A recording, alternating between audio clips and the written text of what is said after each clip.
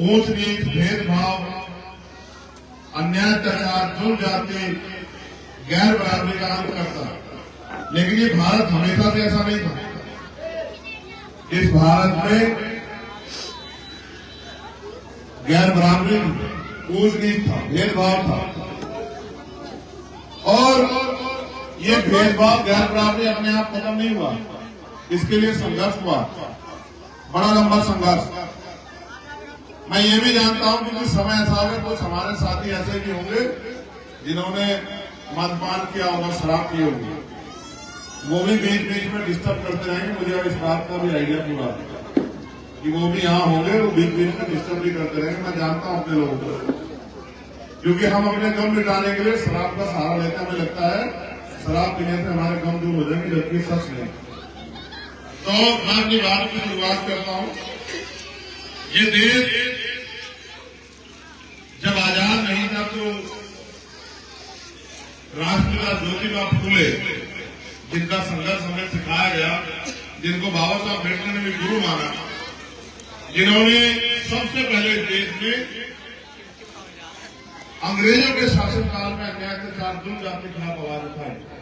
और ये घटना है तब की जब राष्ट्रपिता ज्योतिबा फूले अपने एक मित्र की शादी में चले गए और वहां जाति व्यवस्था के आधार पर उसी जाति के लोगों ने उनको अपमानित करके, मारपीट करके निकाल दिया। जब राष्ट्रपिता ज्योतिबा फूले अपमानित हुए तो वहां से एक नदी जो वहीं पड़ती है पुणे में, उस नदी के किनारे जाके बैठ गए और पूरी रात बैठे रहे। सुबह के समय सफाई का काम करने वाली दो महिलाएं जब उस नदी पर पहुंची तो उन्होंने ज्योतिबा फूले को बैठे देखा। जब ज्योतिबा फूले को बैठे देखा तो उन्होंने पूछा कि आप यहाँ क्या कर रहे हैं। तो उन्होंने अपनी घटना बताई कि मेरे साथ क्या हुआ। जब उन्होंने बताया तो ज्योतिबा फूले साहब ने कहा कि मेरा मरने का मन है कि मैं आत्महत्या करूं, मेरा अपमान हुआ। तो महिलाएं हंसने लगी। जब हंसने लगी तो ज्योतिबा फूले ने ये पूछा कि आप क्यों हंस रही हो। तो उन्होंने कहा ये तो हमारे साथ रोज होता है, हम तो कभी नहीं मरते, ना मरते ना मरने के बारे में सोचते। तो इसका मतलब ये है कि राष्ट्रपिता ज्योतिबा फूले को उस दिन पहली बार एहसास हुआ कि ये पढ़े लिखे लोग नहीं, इनको अपमान सम्मान का पता नहीं। तो उन्होंने उस दिन ठान लिया कि मैं अपना आगे का समय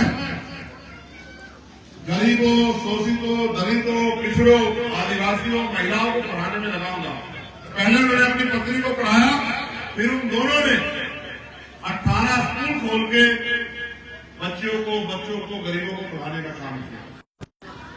फिर 1902 में छत्रपति साहू जी महाराज ने आरक्षण की व्यवस्था करा के 50% अपने राज्य में पिछड़े दलितों को नौकरी देने का काम किया। और बाबा साहब अम्बेडकर ने राष्ट्रपिता ज्योतिबा फूले को बिना देखे, क्योंकि राष्ट्रपिता ज्योतिबा फूले 1890 में चले गए और बाबा साहब 91 में पैदा हुए, उनको देखा भी नहीं, उनसे मिले भी नहीं, बस उनके संघर्ष, उनकी किताबों के आधार पर उनको गुरु मान के उन्हीं के आंदोलन को आगे बढ़ाया। आप महसूस करो कि बाबा साहब अम्बेडकर ने हमारे लिए क्या नहीं सहा।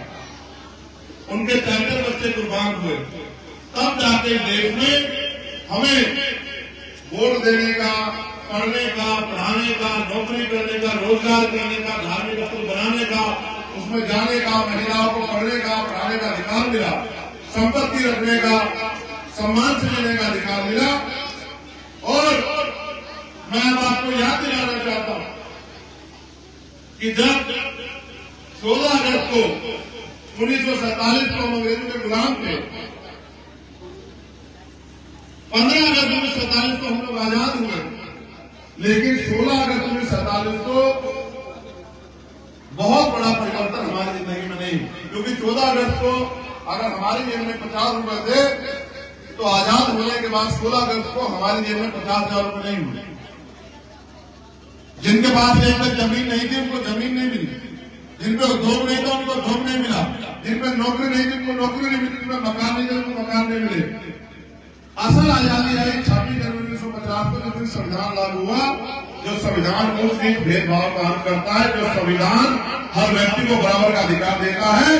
लेकिन जब संविधान बाबा साहब अम्बेडकर ने सौंपा तो उन्होंने कहा कि आज हम विरोधाभास की जिंदगी में कदम रख रहे हैं। राजनीति में वन वोट वन वैल्यू, राजनीति में तो हम लोग बराबर हो जाएंगे, लेकिन जब तक देश में सामाजिक आधार पर गैर बराबरी रहेगी, जाति के आधार पर गैर बराबरी और आर्थिक आधार पर गैर बराबरी रहेगी। एक आदमी इतना अमीर है कि उसको यही नहीं पता उसके पास कितनी संपत्ति, और एक आदमी इतना गरीब है जिसके पास खाने को रोटी भी नहीं है, पहनने कपड़े भी नहीं है। जब तक ये गैर बराबरी दूर नहीं होगी तब तक राजनीतिक लोकतंत्र, सामाजिक लोकतंत्र नहीं बन पाएगा। सामाजिक लोकतंत्र क्या होता है समझिए। लोकतंत्र का मतलब है जनता द्वारा जनता का शासन, लेकिन आज तो जनता का शासन कहाँ है? कुछ भी होता है जनता से नहीं पूछा जाता। और लोकतंत्र का मतलब ये है कि गरीब का बेटा भी इसमें हिस्सेदारी कर सकता है। लेकिन आप महसूस करके देखो, आज गांव में प्रधानी का चुनाव लड़ना हो तो लाखों रुपए की जरूरत होती है, और जिस आदमी को लाखों रुपए नहीं होते, गांव के लोग इसको कहते हैं क्या चुनाव लड़ेगा, इसमें तो पैसा ही नहीं। जबकि चुनाव पैसे देने में आया था, पॉलिसी से लड़ा जाता है। आपको वोट देने में पैसा नहीं लगता है। अगर आप ये सारी व्यवस्था सरकार कराती है, आपको जाकर मोहर लगा के आनी होती है बैलेट पेपर पे, या ATM का बटन दबाना पड़ता है। पैसे पे चुनाव नहीं होता है। लेकिन जो बाबा साहब को शंका थी वो शंका सही साबित हुई। जो लोग राजतंत्र में सत्ता में काबिज थे वही लोग लोकतंत्र में सत्ता में काबिज हुए। पैसे वाले लोगों को उसे पकड़ ली और गरीबों की जिंदगी के साथ खिलवाड़ हुआ। महसूस करके देखो, 75 साल में अगर लोगों का पक्के मकान भी नहीं बने, खाने के लिए अच्छा भोजन, पीने के लिए साफ पानी की व्यवस्था, अपने घर में जाकर देखो, नलके और टंकी का पानी का साफ है। अगर आप चेक कराओगे तो बहुत सारी बीमारियों का जन्म वो पानी दे रहा है, क्योंकि पानी बिल्कुल जो है खराब हो चुका कई जगह।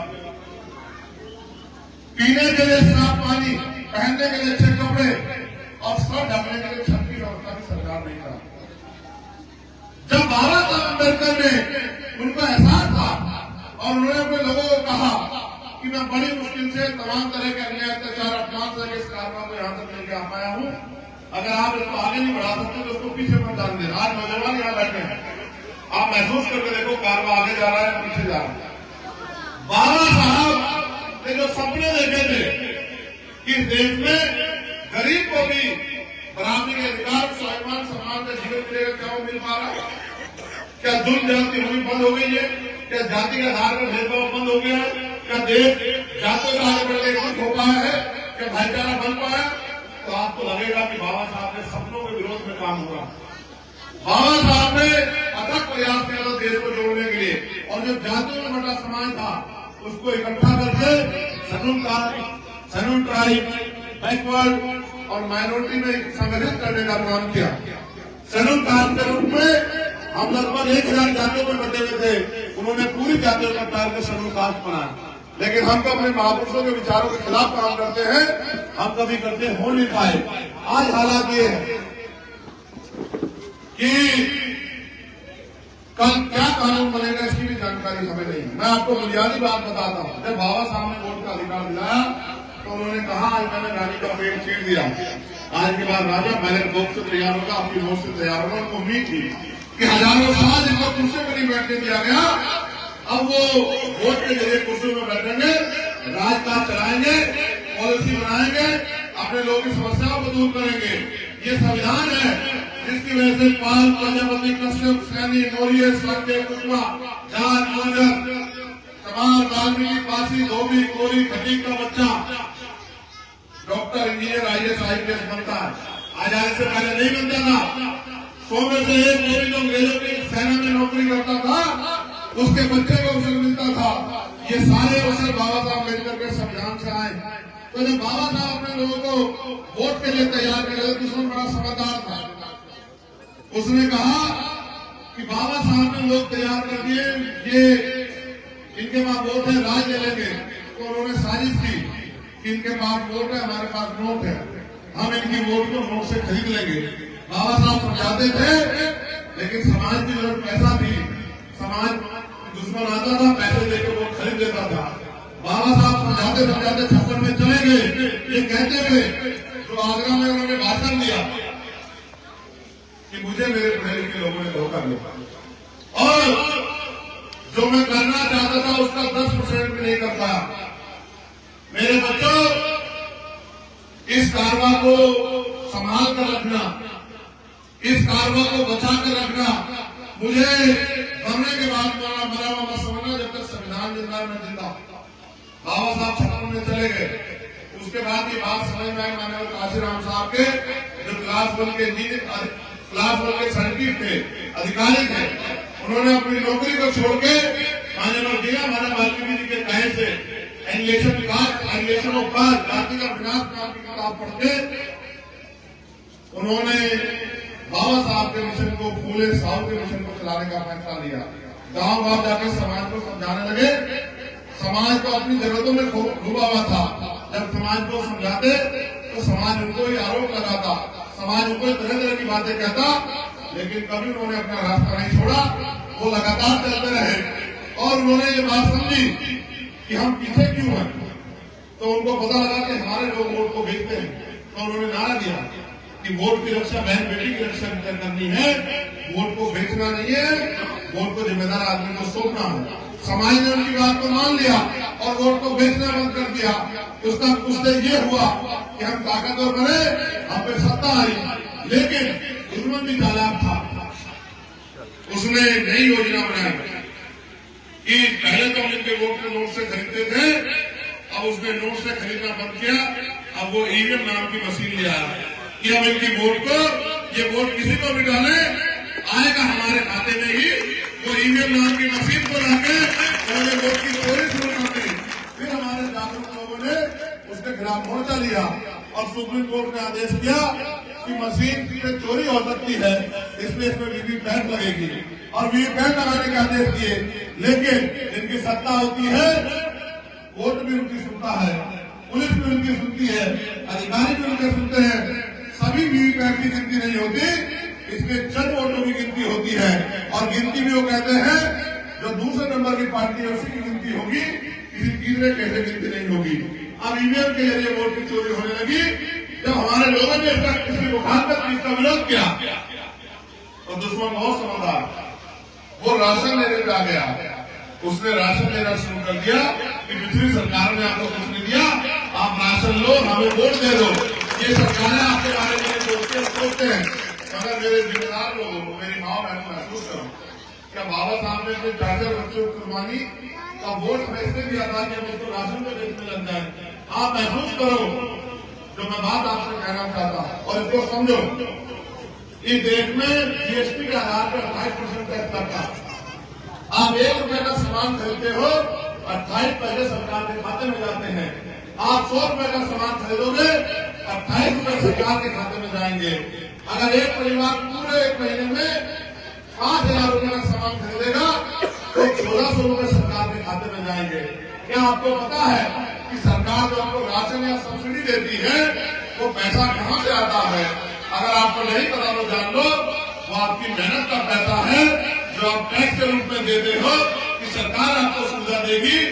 उसी पैसे को सोचो, आपने 1 महीने में 5,000 रुपए खर्च किए, 1,400 रुपए सरकार के खाते में गए, उन्होंने आपको 250 रुपए का राशन दिया और 1150 रुपए अपनी जेब में रखे। तो आप अपने मन से बताओ, क्या उन्होंने आपके ऊपर एहसान किया या आपका पैसा उनकी तरफ है? आप सोच के बताओ गुना बात करके कि किसका पैसा किसकी तरफ है। और फिर जो 250 रुपए का राशन देते हैं, इसको भी वो बहुत हिसाब से देते हैं। कैसे? पहले तो सबको नहीं मिलता, फिर मिलता भी है तो आप सुनो कि पहले 350 रुपए का सिलेंडर आता था, अब 1150 रुपए का आता है। जितने का राशन देते हैं उससे 4 गुना के पैसे एक बार सिलेंडर में काट लेते हैं। पहले 120-30 रुपए का बिल आता था, अब 500-600 रुपए का बिजली का बिल आता है। ऐसा लगता है उत्तर प्रदेश में बिजली सोने के तारों में आती है। उत्तर प्रदेश पूरे देश से अलग है। चारों तरफ से जेब काटी जा रही है। जो दवाई 20 रुपए की आती थी अब 100 रुपए की आती है। चारों तरफ से गरीबों की जेब काटी जा रही है। आमदनी बढ़ी हो ना बढ़ी हो, लेकिन महंगाई जरूर बढ़ी। आप महसूस करो, जो लोग पढ़े लिखे लोग नहीं है वो मेहनत मजदूरी करते हैं, लेकिन आने वाला समय टेक्नोलॉजी का समय है। आज मशीन आ रही है। जो काम आप गेहूं की खेती के तौर पर समझिए, गेहूं कटाई का काम किसान मजदूर करते थे कि हम 3 धड़ी का बीघा के हिसाब से काट देंगे, 4 धड़ी के बीघा के हिसाब से काट देंगे। आपने गांव में देखी होगी खेती, लेकिन आप महसूस करो अब तो मशीन आती है, 1 दिन में 20 बीघा काट के चली जाती है। पहले पेड़ काटने के लिए, कटाई छटाई के लिए लोग लगते थे, अब तो 10 मिनट में कितना बड़ा पेड़ काट के एक साइड में रख देते हैं। मेरा कहने का मतलब ये है कि आने वाले समय में मजदूरी खत्म हो जाएगी तो आप इस देश में क्या करोगे? आपको कहां से रोजगार मिलेगा? आप पढ़ो लिखोगे, नौकरी नहीं करोगे तो आपके घर में रोटी रोजगार कहां से आएगा? आपके बच्चे क्या खाएंगे? वो पढ़ने कहां जाएंगे? जिस तरह से सरकार सरकारी स्कूल बंद कर रही है, प्राइवेट स्कूल खोल रही है, अभी आप क्या करें प्राइवेट स्कूल में पढ़ाओ, हम आपको इसकी तरह पैसा महीना देंगे। 2-4 साल बाद ये पैसा देना बंद कर देगी, इधर सरकारी स्कूल भी बंद हो जाएंगे, तो फिर गरीब का बच्चा कहाँ पढ़ेगा? एक तरफ बड़े बड़े सब प्राइवेट स्कूल खोल रहे हैं जहाँ गरीब घुस नहीं सकता, जहाँ की फीस 2-3 हजार रुपये महीना है, जितना हम कमाते हैं उससे ज्यादा तो बच्चे की फीस लगती है। एक तरफ सरकारी अस्पताल बंद किए जा रहे हैं, सुविधाएं नहीं है, डॉक्टर नहीं है, दवाइयां नहीं है। आप बराबर में बड़े बड़े प्राइवेट हॉस्पिटल खुल रहे हैं जहाँ 500 रुपए का पर्चा बनता है। आप ये बताओ कितने गरीब 500 रुपए का पर्चा बनवा पाएंगे? जिनकी मजदूरी एक दिन की 500 रुपए नहीं है, क्या वो 500 रुपए का पर्चा बनवा के अपने बच्चों का इलाज कर पाएंगे? ये सरकार हमें रोटी रोजी से मोहताज करना चाहती है और हम भी चुपचाप इनको सह रहे हैं। आप महसूस करो, हम इस वोट की ताकत से अपनी खुद की जिंदगी और आने वाली पीढ़ियों की जिंदगी बदल सकते हैं, लेकिन हम इस देश में चुपचाप गुलामी पाते हुए देख रहे हैं। आप महसूस करो, आज संविधान में वोट है तब हमारी सुनवाई नहीं हो रही है। उसका उदाहरण ये है कि आप हजारों लोग किसी बात को लेकर आंदोलन कर दो, पुलिस लाठी मार के मुकदमा लेकर आपको घर भेज देगी। आप महसूस करो, पहले सरकारी नौकरी आती थी, अब सिर्फ विज्ञापन आते हैं, भर्ती आ जाती है। तो जैसे 69 शिक्षक भर्ती आई, आपके गांव से भी किसने भरा होगा फार्म?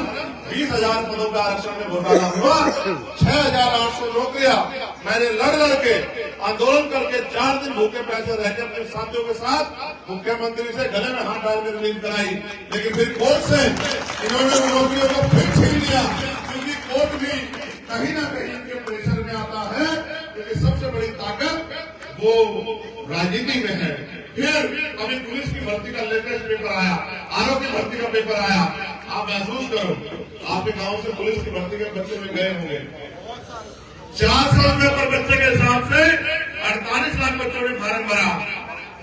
200 करोड़ रुपए सरकार ने गरीबों की जेब से काट लिए, क्योंकि ये नौकरी गरीबों के बच्चे मेहनत करके जाते हैं, धंधा सेठ बिजनेसमैनों के लोग बच्चे नहीं जाते। तो 200 करोड़ रुपए आपकी जेब से इन सरकारों ने काट लिए और फिर इनकी देखरेख में पेपर लीक हो गया। आपके बच्चे जिन्होंने मेहनत की थी 4-4 महीने 5-5 महीने पूरी जान लगा के, वो मुंह दागते रह गए। ये हर डिपार्टमेंट में चिन्हित करके नौकरियां खत्म करके जिसे मर्जी चाहे निकाल देते हैं। आने वाले कल में कोई सरकारी नौकरी रहेगी तो जैसा मैंने कहा कि पाल को, प्रजापति को, कश्यप को, सैन को, विश्वकर्मा को, सैनी को, कुशवाहा को, मौर्य को, साक्य को, राजभर को, निषाद को, जाट को, गुजर को, चमार, वाल्मीकि, पारसी, धोबी, कोरी, कटीक, इनके बच्चों को आज भी इतना भेदभाव है तो इनको कौन कुर्सी में बैठने देगा? ये आरक्षण था जिसकी वजह से हमें अवसर मिल जाते थे, अब वो आरक्षण भी खत्म हो रहा है। न सरकारी सिस्टम रहेगा, न आरक्षण देना पड़ेगा, सब कुछ सोच बूझ के हो रहा है। और उनका प्रयास है कि आप रोजी रोटी करो, उनकी गुलामी करो और रोजी रोटी में खुश रहो। 10 लाख करोड़ रुपए से ज्यादा, लगभग 14 लाख करोड़ रुपए पूंजीपतियों का माफ कर दिया। आपका 10,000 रुपए नहीं माफ करेंगे।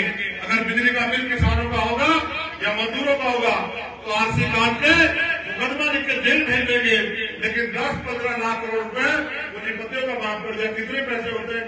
0 भी नहीं गिन पाओगे आप लोग। ऐसा नहीं कि पैसे की कमी है, सारा पैसा अमीरों की जेब में जा रहा है।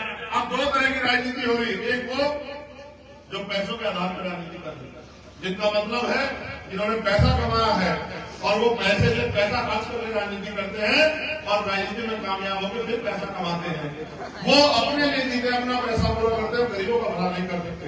और दूसरी तरफ बाबा साहब अम्बेडकर और माननीय काशीराम साहब के हम जैसे चेले हैं जिन्होंने ये संकल्प लिया है कि हम इन गुलामी की बेटियों को काट के रहेंगे और इस संविधान की रक्षा करेंगे, अपने लोग के हक अधिकार दिलाएंगे। आप महसूस करो, गांव में पेंशन मिलती होगी, वृद्धा पेंशन, विकलांग पेंशन, विधवा पेंशन, 3000 रुपए 6 महीने के, यानी कि 500 रुपए महीना, वो भी सबको नहीं मिलते।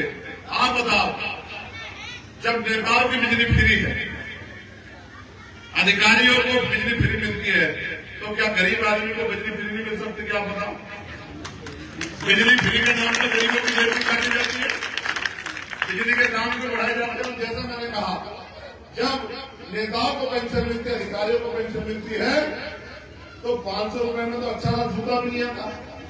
महंगाई इतना बढ़ रही है, तो ये माओ को क्या मिलता है? जो 60 साल 12 को पेंशन मिलती है, जो विकलांग है, जो वृद्धा है, जो विधवा है, तो इनको 5000 रुपया महीना पेंशन क्यों नहीं मिल सकती? भाई ऐसा क्या कानून है कि गरीबों के लिए कोई बदलाव नहीं हो सकता? फिर आप महसूस करो, पढ़े लिखे नौजवान, उनके माँ बाप ने केक काट काट के पैसा लगाकर उनको पढ़ाया और सरकार रोजगार देने में असफल है, तो उनको बेरोजगार भत्ता क्यों नहीं मिलता? क्यों बेरोजगार भत्ता उनको देकर के हाथ मजबूर नहीं किए जाते? क्यों नौजवान इस देश का सफाई करता है? क्यों किसानों को फसल के दाम नहीं मिलते? क्यों मजदूरों को न्यूनतम वेतन, वो भी मजदूर भी 8-10 घंटे काम करता है, उसको 400 रुपए मिलते हैं, वही कर्मचारी को 1000-1200 रुपए मिलते हैं। ये गैर बराबरी क्यों है? उसको 1000 रुपए क्यों नहीं मिलते? क्योंकि वो 1 नंबर से नौकरी में रह गया तो वो भूखा मरेगा। ये सरकार की पॉलिसियां हैं। इसलिए मैं आपसे कह रहा हूं, ऐसा नहीं कि रोजगार नहीं मिल सकता। मैं आपको रोजगार के तरीके बताता हूँ। मैं वकील में पढ़ा लिखा, मेहनत करके, संघर्ष करके पहचान बना। आप ही देखो, हम लाखों करोड़ रुपए का माल चाइना से खरीदते हैं नौजवानों।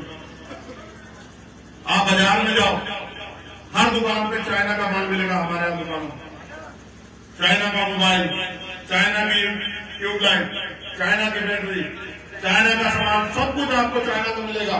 ये बांग्लादेश में मिलेगा और किसी कंट्री में मिलेगा। आप ये बताइए, मैन्युफैक्चरिंग भारत में नहीं हो सकती है?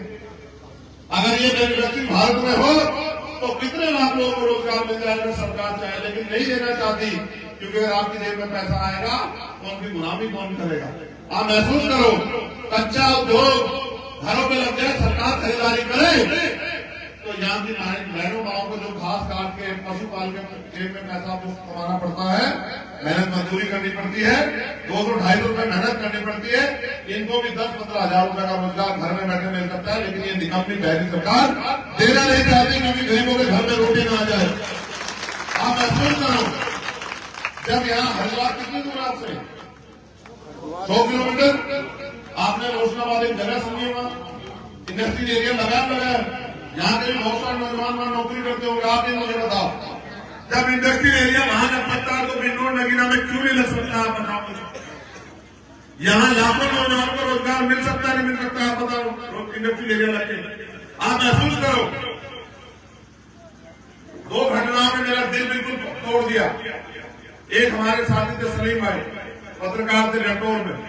जब मैं उनको हार्ट अटैक आया, जब मैं उनके घर गया, उनका इंतकाल हो गया, तो उनके एक भाई ने मुझे बताया कि चंद्रशेखर भाई, अगर यहाँ कोई अच्छा हॉस्पिटल होता तो सुनील भाई बच जाते, क्योंकि हम उनको इतना धामपुर उठा के लेके गए, इतने में उनकी जान चली गई। मैं आपको जिम्मेदारी में पूछना चाहता हूँ, मेरे भाइयों बहनों, जितने भी समाज के लोग यहाँ, क्या बताओ, आजादी के 75 साल बाद भी सरकार को महसूस नहीं हो कि यहाँ एक जैसा बड़ा हॉस्पिटल होना चाहिए? नहीं होना चाहिए? बताओ आप मुझे, क्या ये गरीब अमीर प्राइवेट हॉस्पिटलों के बाहर खड़े मरते रहेंगे क्या? लेकिन सरकारों को नेताओं क्यों नहीं सुनता? आप ये महसूस करो, जिस व्यक्ति को आप चुन के भेजते हो, ये उसकी जिम्मेदारी है कि वो जाके लोकसभा विधानसभा में सरकारों से सवाल करे कि जिन लोगों ने मुझे चुन के भेजा, उनकी ये समस्या है, वहां ये परेशानी है, आप इस पर गौर कीजिए, आप इसका बजट बनाइए। हमारे यहाँ एक जगह हॉस्पिटल बनना चाहिए, हमारे यहाँ इंडस्ट्रियल एरिया लगना चाहिए, हमारे जो पढ़े लिखे नौजवान हैं उनको लोन मिलना चाहिए, उनको रोजगार मिलना चाहिए, और जो बैकलॉग आपने जमा कर रखा है ये बैकलॉग भरना चाहिए। लेकिन कोई बोलता नहीं तो सरकार कुछ करती नहीं। इसलिए मैं आपसे कहना चाहता हूं, अगर आप इस गरीबी की जिंदगी में खुश हो फिर तो कोई बात नहीं। अगर आप इसको बदलना चाहते हो आपने 100 नेताओं को मौका दिया, तो फिर अपने भाई चंद्रशेखर आजाद के हाथों को मजबूर करो कि वो इस लड़ाई को आपको लड़के दिखाए कि लड़ाई कैसे लड़ी जाती है। और अगर आपने ये कर दिया तो मैं जिम्मेदारी से कहता हूं कि फिर आपको किसी का हाथ नहीं फैलाना। आज जो जुल्म जाति गरीबों पे हो रही है, नौजवानों पे हो रही है, महिलाओं पे हो रही है, आपने देखा 2 घटनाएं आपको बताऊंगा पिछले 3 दिन की, 2 महीने 4 महीने 6 महीने की बताऊंगा। आपका ध्यान क्या होगा? मिलत रामपुर में क्या हुआ आपको पता नहीं पता? बताओ किस तरह से बाबा साहब अम्बेडकर के वोट के नाम पे प्रधानमंत्री जिनकी बात करते हैं, अपनी बीजेपी के लोग हर बात से पहले बाबा साहब की बात करते थे, बैनर पे फोटो लगाते बाबा साहब का। उसकी सच्चाई क्या है कि बाबा साहब के वोट के नाम पे उन्होंने दलित समाज के लोगों से होली खेली और उन महिलाओं पे लाठियां भांज के हमारी माओ बहनों पे, और फिर सरेआम गोली मार के आपके 17 साल के भाई के खोपड़ा पीट दिया, उसकी जान ले ली। उसकी मां चिल्ला रही थी, उसका भाई चिल्ला रहा था कि हम अपना भाई कहां से लाए। मैं तो उस वीर शहीद सोमेश को नमन करता हूं जिसने बाबा साहब अम्बेडकर के नाम पे अपने प्राणों की शहादत की। हम सोमेश को कभी भूलेंगे नहीं। लेकिन आप बताओ, सोमेश की मां ने क्या उसको इसलिए पैदा किया था कि पुलिस की गोली से उसको शिकार होना पड़ेगा? फिर एक बच्चा जिसके दोनों पैरों में गोली लगी, ये भी इससे भी आगे बढ़ो। बातों में गया था वो लड़ाई लड़ने और उनकी बात को मजबूत करके आप 25 अक्टूबर मुकदमा उस सीओ हिजर को हटा के और तमाम तरह की उनकी मदद है वो करवा के उनसे उन्होंने कहा कि 10 दिन में गिरफ्तारी करके कार्रवाई करो, वरना बड़े से बड़ा आंदोलन किया जाएगा। लेकिन अभी ऐसा हुआ है, आज ही मैंने पढ़ा कानपुर में 2 बच्चियां जो काम करती थी भट्टे में शायद उनके साथ जुड़ जाती हुई, उनका अश्लील वीडियो बना गया, उनके साथ रेप किया गया। मुझे कहने में शर्म आ रही है, भारत है जहां बेटियों को पूजा जाता है, जहां उनको देवी माना जाता है महिलाओं को, लेकिन उसी भारत में, उसी उत्तर प्रदेश में जहां बड़े बड़े वादे दावे हो रहे हैं, मुख्यमंत्री करते हैं, उन दोनों बच्चों ने आज सुसाइड किया या हत्या हुई किसी को नहीं पता है, क्योंकि जांच होगी तब पता लगेगा। आज इन दोनों बच्चों के सब मैंने लटकते देखे, वो बच्चों के सब नहीं थे, वो उत्तर प्रदेश की कानून व्यवस्था थी जो ताकतवर लोगों के हाथ में है, जहां गरीब की बेटियों को हंधों में लटक के जान देनी पड़ती है। ये उत्तर प्रदेश बन गया। एक तरफ वो नेता है जिनको आपने चुन के भेजा, जो गूंगे पहले हुए बैठे, जिनको जुल्म दिखता नहीं है। एक तरफ चंद्रशेखर आजाद है, गुरु है, जिन गुरु को आप अपना पिता मानते हैं। मेरे आज भी याद है सदगुरु समझदार जी महाराज खेता, उन्होंने मुझे आदेश किया, वो मुझसे बहुत प्यार करते हैं। अगर आपने देखा हर सत्संग में मुझे फोन करवा देते थे कि भाई आ जाना, और जब कोई कहता था इनके सर पे हाथ रखो तो कहते मेरा क्या, उससे बड़े लोगों का भी हाथ इनके सर पे है। वो उन्होंने भी मुझे कहा कि मान सम्मान की लड़ाई आप महसूस करो कि जब वो गुरु घर तोड़ा, वो गुरु घर जो 600 साल पहले सिकंदर लोधी ने सतगुरु रविदास जी महाराज को दिया। और क्यों दिया? क्योंकि जब सतगुरु जी ने उन्होंने गिरफ्तार करवा दिया तो जहां भी जाते वही सतगुरु जी हर व्यक्ति में दिखाई देते। फिर उसने माफी मांगी, सतगुरु जी से कहा कि सतगुरु जी मुझसे गलती होगी, मगर आप जब आगे हो तो इस राज में रह के जाना, आपके पवित्र चरण यहाँ पड़ेंगे तो यहाँ की जिंदगी बदल जाएगी। उस जगह को उन्होंने छीन लिया। हम लोग लड़े, हमने केंद्र सरकार को झुकाया, हमने सुप्रीम कोर्ट को झुकाया, हमने लाठियां खाई, मुकदमे के लिए 2 महीने जेल काटी, लेकिन आपके सम्मान की रक्षा की। एनआरसी के मामले में आपके सम्मान की रक्षा की। और फिर मैं आपसे कह रहा हूँ, सतपुर जी ने भी बहुत सारी बाड़ियां बनाई। ये नौजवान लोग सुन लेना, यहाँ गुरु जी बैठे हैं, ये मेरे पिताजी स्कूल में मास्टर थे और मैं गुरुओं का बहुत सम्मान करता हूँ। सतपुर जी ने कहा, मेरी बात को बता दें, मैं झूठ बोल रहा हूँ। एक बार सतपुर जी के शिष्यों ने ऐसे पूछा जैसे हम लोग बैठे, जैसे आप मेरे को पूछ ले कि गुरु जी हम मेहनत मजदूरी भी करते हैं, तमाम तरह की मुसीबतें भी उठाते हैं, भूखे पेट काम भी करते हैं, लेकिन सुख शांति वाले जीवन में क्यों नहीं? तो सतगुरु जी ने कहा, रविदास मानुष करी पसंद को शुगर है तो ठाव, एक सुख स्वराज माही दूसरा बनकर खाओ। सतगुरु जी ने कहा सुख शांति का जीवन चाहिए तो उसके 2 रास्ते हैं। पहला स्वराज माही क्या तो अपना राज हो, या दूसरा शमशान घाट का विस्तार हो, क्योंकि जीते जी तो सुख सुविधा तब मिलेगी, सम्मान का जीवन तब मिलेगा जब आपका राज होगा, या फिर शमशान घाट में जाके सुख शांति जब आपका जीवन ही खत्म हो जाए कोई दुख आपको नहीं रहेंगे। फिर पूछा कि सतगुरु जी राज भी है, राज में सुख सुविधा तो नहीं है। तो सतगुरु जी ने कहा ऐसा चाहूं राज में जहां मिले समझू मन और छोटे बड़े सब समझे रविदास रहे प्रसन्न। यानी कि सतगुरु जी ने कहा कि भाई राज ऐसा होना चाहिए जहां कोई छोटा बड़ा ना हो, जहां कोई ऊंच नीच ना हो, जहां कोई भेदभाव ना हो, जहां कोई बहुत अमीर ना हो, बहुत गरीब ना हो, सब लोग बराबर हो। किसी को खाने के लिए अन्न की, तन ढकने के लिए कपड़े की, सर ढकने के लिए छत की दिक्कत ना हो, जहां किसी बहन बेटी का अपमान ना हो, किसी की हत्या ना हो, किसी को सताया ना जाए। और उस राज को उन्होंने नाम दिया बेगमपुरा राज। बेगम का मतलब होता है सभी निषेध करना। बेगम यानी कि बिना गम का राज के राज ऐसा हो जहां किसी की जिंदगी में कोई गम ना। अब आप मुझे बताओ वो राज लाएगा कौन भाई? भाजपा के लोग, आरएसएस के लोग। वो राज तो वही लाएंगे जो राज महाराज को मानते हैं।